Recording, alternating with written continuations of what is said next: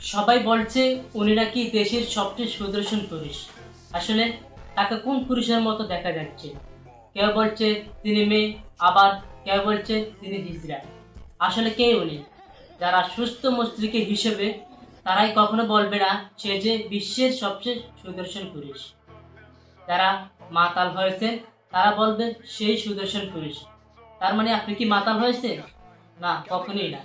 ভালো কিছু ভাইরাল হতে দেখিনি। দেখেছি যারা পাবনা হাসপাতাল থেকে ছুটে এসেছে তারাই ভাইরাল হচ্ছে। আমি এখন যা দেখছি তা একজন সাজসজ্জা করা মানুষ, লুক, মেক আপ, এক্সপ্রেশন মানুষ বা একটু রূপ দেখে আকৃষ্ট হয়।